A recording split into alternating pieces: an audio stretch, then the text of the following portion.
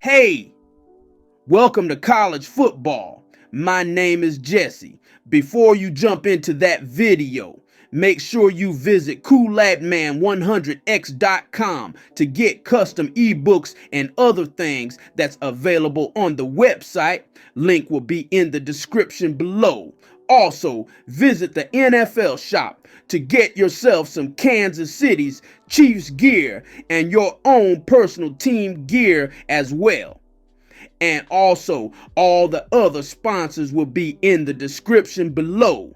Now, back to Kool-Aid. Yo, what's up, guys? We're Kool-Aid 100X. Welcome to college football. Make sure you thank my boy Jesse and tell you what to do. Alright, so I'm about to show you guys how to call hot routes as a QB. So I'm going to be looking through all the hot routes that's available for you. So we're just going to come on a regular play bunch, no matter. The cool thing about bunch is that any type of play that you want to do is pretty much set up for it. So in this instance,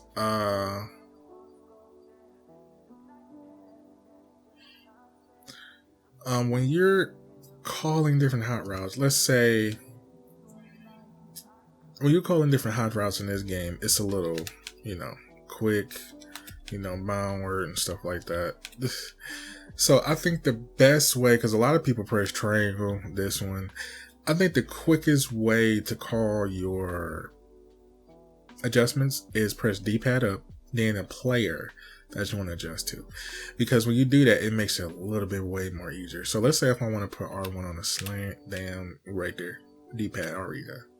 So the cool thing about different positions is that in wide receiver positions here, you got the drag post and all that stuff. And just like I told you before, you have different identities you want to do for calling these plays. So the D-pad got the zig and stuff like that. Some zigs work on the outside, some zigs don't. So let's say if I want to put R1 in the zig, you put him here, you go to the zig to the right. So that's the same instance for a tight end. So when you call the zig play, this comes a little bit more advanced. So let's say if we call a normal with the tight end on the inside here. So let's see. I'm gonna call him a random nickel. So we got the tight end on the inside. So when you press X, that zig is not there no more. It turns into a wheel.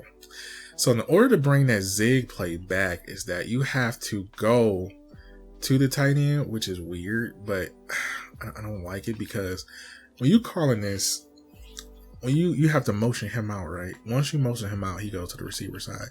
Then you see the zig still doesn't work. See, the zig still doesn't come up. So you're like, Kool-Aid, how do I counteract this? The only way to counteract it is you have to have a receiver on the inside, which you see circle is already on the inside with the inside zig. See, circle is already there. So when you call the play here, you see he already zigging to the inside. You already have plays on the inside, which is very rare. But the receiver there doesn't change. So in this instance, let's say if you run a double Y off, right? You run a double Y off, you have the let's do verticals, right? Nickel. So now you got the tight end here. So you got a receiver on that side. So when you motion him out here, right, you have the zig. The zig comes back because he has to be an inside slot receiver for the zig to come back. The zig is the most versatile offense, the most versatile route in the game to me. So when you got the zig, this is how you do it when you got tight ends on the inside and you want to bring it back in. Now what makes this more deadly is that, look, you can bring it back in. See how he comes back in? The zig flips. So the route flips when you bring it back. So let's say if we want to motion it back over here, the zig flips. See how the zig flips to either side? So once he comes out, he has a better inside outside positioning. So when I say the zig is versatile for the tight end, it is deadly with the tight end here if you know what you're doing, because once he comes in this area, you can actually throw it now because there's no way to really defend this unless you user it. That is literally it. The only way you can defend this is you user it. The reason I say that, because let's say the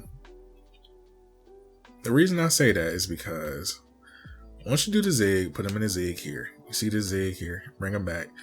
Now some plays let you motion back, cool. Come back in. So now block the running back. You can do whatever you want. When he cuts back in, bam, you can hit him right there and take off.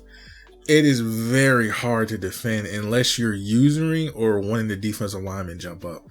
But by that time, it is really not going to be no defense, because if you're blitzing, if I see you blitz and this route automatically gets, there's no way to defend it unless you have to use it. That's the only way to defend it. And that hot route is so deadly with the inside. It is so nasty, because when I found out about it, I said, man, and some plays do have it, but some don't. Because I think a lot of people don't know, when you do put him in a zig, I don't think people know that when you motion him back or across the field, the play flips. So you can actually add this into a mini scheme and just play on both sides with the tight end. Literally play on both sides with the tight end.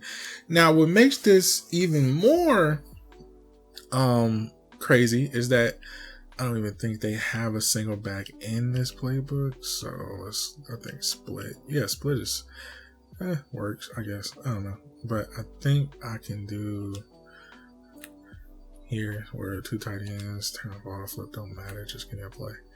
Okay, so now we got two tight ends on the field. So you can't zig, right? So check this out. So when we motion, you can't motion the tight end inward, can't motion the tight end outward. So when you in lock sets like this, you won't be able to do that zig.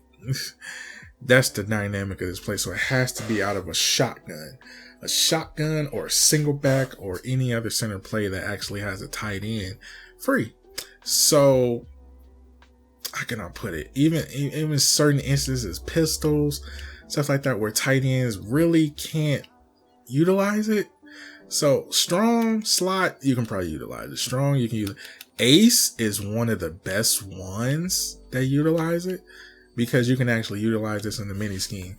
So when you're utilizing this hot route in here, so when you're utilizing this hot route, you can motion them out.